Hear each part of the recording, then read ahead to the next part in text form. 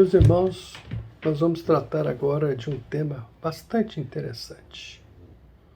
De um tema por meio do qual nós aprendemos a conhecer, a lidar, a conviver, a se submeter ao chamado direito das obrigações. Observe que quando nós contraímos algum tipo de dívida, nós temos uma obrigação a cumprir. Nós temos um valor a pagar. Nós temos que restituir aquilo que nós recebemos da parte de alguém, seja por empréstimo, seja por uma rápida necessidade, mas nós temos que restituir. Firmamos um compromisso que nós temos que cumprir. Firmamos uma obrigação que deve ser honrada. Por quê? Porque é nosso dever. Quando nós recebemos algo por empréstimo de alguém, nosso dever é restituir com a mesma quantidade, com a mesma qualidade, para efeito de repor o patrimônio da pessoa que nos emprestou esse determinado bem. Em se tratando de dinheiro, os juros remuneram o tempo em que esse dinheiro ficou à nossa disposição ou que nos atendeu. Quando nós estamos diante de um contexto por meio do qual nós não temos como pagar, nós estamos mais submetidos àqueles tempos de outrora em que os filhos ou o devedor eram levados como escravos e viviam enquanto não pagassem as suas dívidas. Observe que nós estamos diante de um contexto por meio do qual as obrigações que nós contraímos, elas devem ser, sim, objeto de retribuição ou de restituição, para que nós possamos cumprir o nosso dever, o nosso compromisso, para que nós possamos ser honrados, sermos lembrados como pessoas que realmente assumem o compromisso e cumprem as suas obrigações. No Código Civil Brasileiro, nós temos várias situações dessa ordem. Os empréstimos, os momentos em que nós garantimos um empréstimo para alguém, nos dispondo a pagá-lo, se porventura essa pessoa, esse alguém não tiver condições de honrar essa dívida. Nós estamos diante de um contexto em que o dia a dia nos torna cada vez mais submetidos a essas possibilidades. Mas acontece que hoje nós temos pessoas que possam nos avalizar, temos outros meios de garantir um seguro fiança, temos outras formas de cumprir os nossos compromissos. Mas na época em que Eliseu, o profeta, vivia, não tínhamos nenhuma dessas possibilidades. Não tínhamos definitivamente a chance de honrar de uma outra maneira o cumprimento de uma determinada obrigação. E atentem para o fato de que, naquela ocasião, morreu o marido de uma mulher e ela foi estar com o profeta Eliseu e disse a ele: meu marido, teu servo, morreu, e tu sabes que ele temia ao Senhor. É chegado o credor para levar os meus 2 filhos para lhes serem escravos. Eliseu lhe perguntou: que te hei de fazer? Diz-me o que é que tens em casa.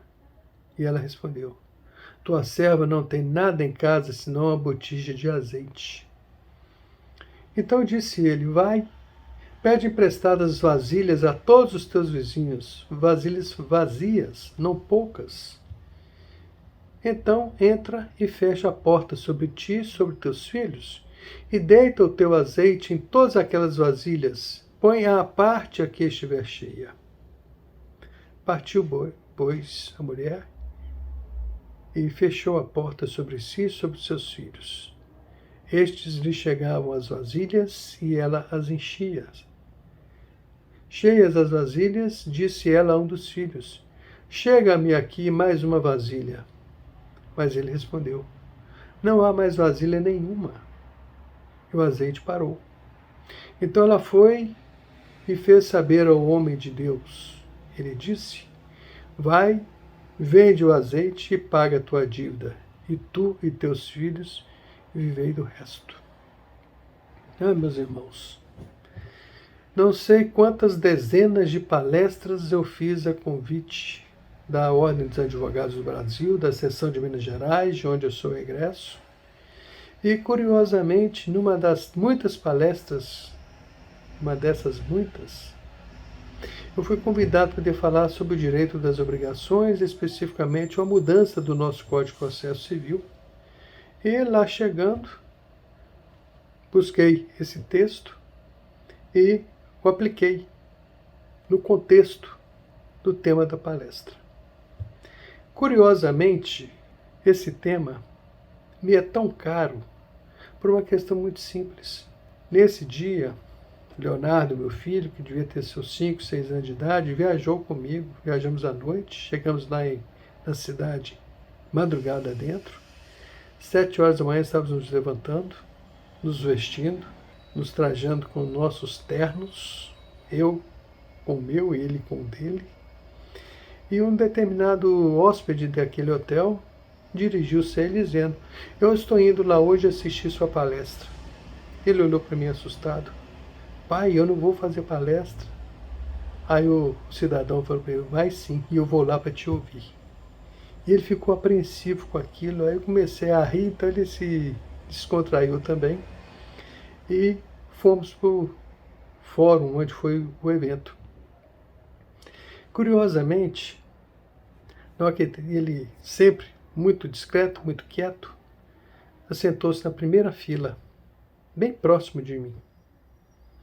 Fiz a palestra, o pessoal gostou, aplaudiu, ele aplaudiu.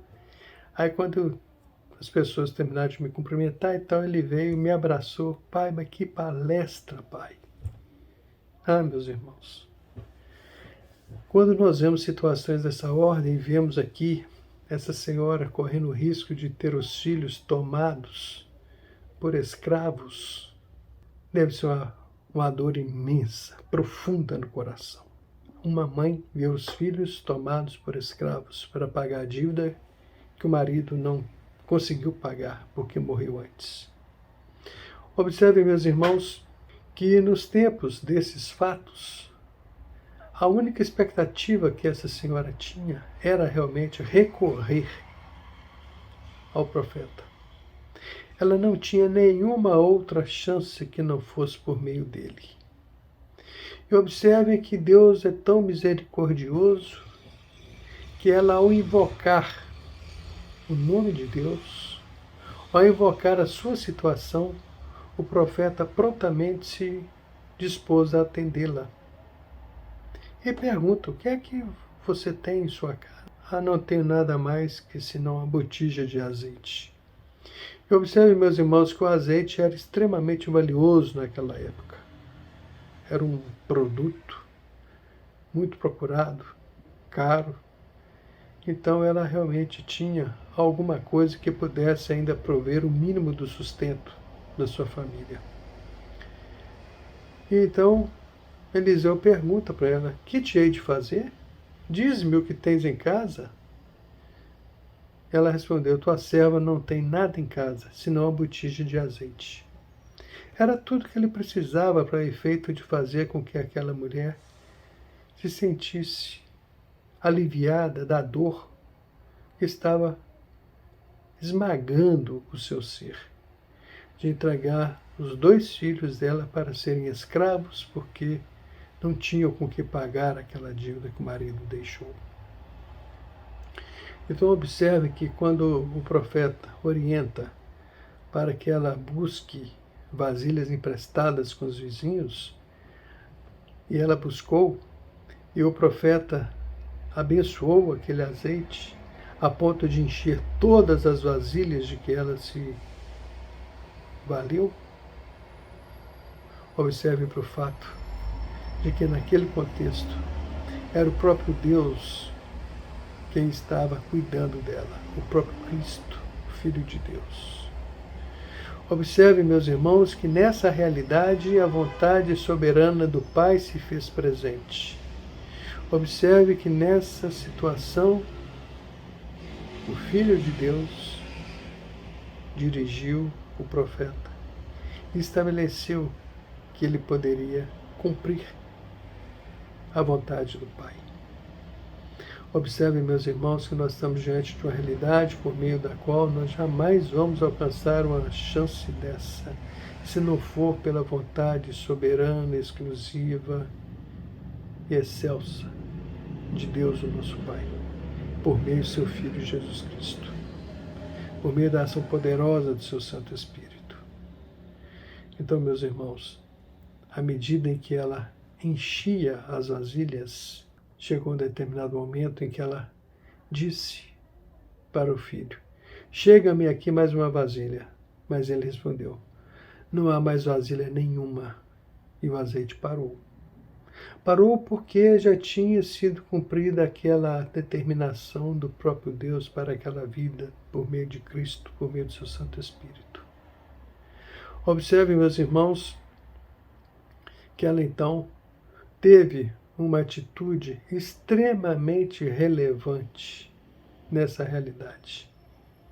Cumprir a sua obrigação, pagar as suas dívidas. Hoje em dia, nós vemos muitas pessoas, como se diz lá na minha cidade, com a mala às costas, fugindo dos seus credores. Anoitece e não amanhece, porque foge ao longo da madrugada. Meus irmãos, é uma situação extremamente triste, uma situação bastante angustiante. Ver alguém sendo despejado de sua casa, com seus bens no meio da rua, sem ter para onde ir. O pouco que lhe sobra está ali, no meio da rua.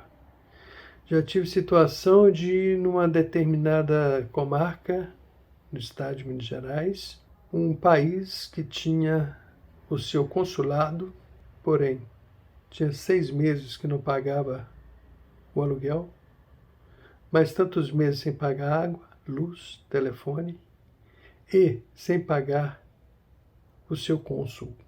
E, curiosamente, por um erro, foi determinado o despejo daquele consulado. E em um determinado instante da parte do expediente da tarde, o escrivão me procurou: doutor, um consulado está sendo despejado nesse momento por ordem do seu antecessor. Eu disse: mas isso está errado. Existe uma convenção, a Convenção de Hanover, que estabelece como isso se resolve. Ah, mas acontece que quem é o oficial? O oficial. Aí a fulana, e passa o número de telefone dela. Liguei para ela: fulana, está acontecendo isso, isso, isso. Tá? Tá. Como é que está a situação? Ah, já está tudo no caminhão. Volta, eu estou revogando neste minuto essa decisão. Ah, mas acontece, ou volta, ou eu vou aí. E aí a situação não vai ficar muito boa. Porque você está desobedecendo a ordem direta do juiz do processo. Então tá, tudo bem. E assim fez.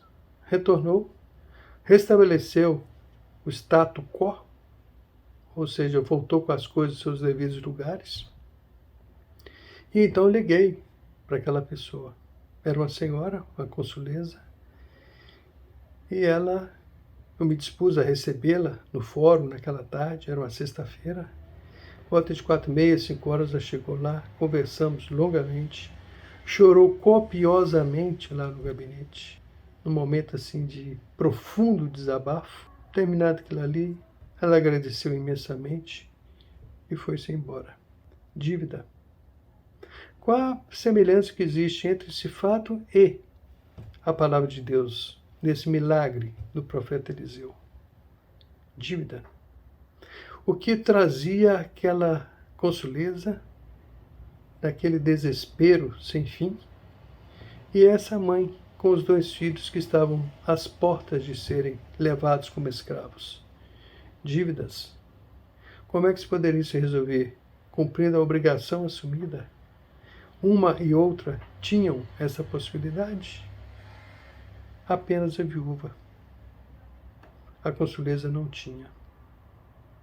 estava sendo despejada e não fosse a intervenção que a lei me determinou fazer, ela teria sido efetivamente despejada e sabe-se lá para onde ela poderia ir com aqueles móveis.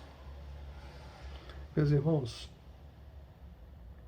existe um vínculo muito forte entre a realidade que nós vivemos e a palavra de Deus. Existe um vínculo tamanho que nós não somos capazes de avaliar a extensão deles, ou dele. Existe um elo tão profundo, porque esse elo só nos leva a uma pessoa, a pessoa de Cristo. Esse elo só nos leva a uma pessoa que é o próprio Deus. Esse elo é o nosso testemunho por meio do Espírito Santo. Atentem para o fato de que, muitas vezes, e algumas não poucas vezes, as pessoas me procuravam: doutor, como é que o senhor consegue produzir tanto com decisões que normalmente são confirmadas pelo tribunal? A graça de Deus. Não tem outra palavra para isso. No entanto, algumas sentenças confirmadas, outras reformadas, mas estamos ali para poder fazer o score dessa situação. Estamos ali para poder trabalhar em prol do reino de Deus. Quando eu estava para vir para São Paulo, conversei com o coordenador do curso, a Júlia Soni, na PUC, por quase 20 anos, e ele então me disse o seguinte: está certíssimo, vai se aposentar no tribunal, vai para São Paulo e te fala uma coisa: lá você vai servir mais e melhor a Deus. Tenho visto isso acontecer. Um grande amigo me dando esse estímulo, me dando esse apoio, a despeito de ele perder um membro da sua equipe na coordenação do curso. Mas estamos aqui a serviço de Deus. E estamos agora com vocês a serviço de Deus, para efeito de propagar a sua palavra, para efeito de nos permitir honrar o Senhor, para efeito de cuidarmos da sua obra, para efeito de levar o consolo, o amparo, o sustento espiritual às pessoas. Meus irmãos, Deus seja louvado por tudo que Ele tem feito em nossas vidas, nos preservando, nos deixando continuar a nossa vida e nos permitindo viver junto com os nossos amados. Que Deus, na sua infinita graça e misericórdia, nos sustente, nos proteja, nos dirija e nos capacite para a honra e glória do seu santo e excelso nome, hoje e eternamente. Amém.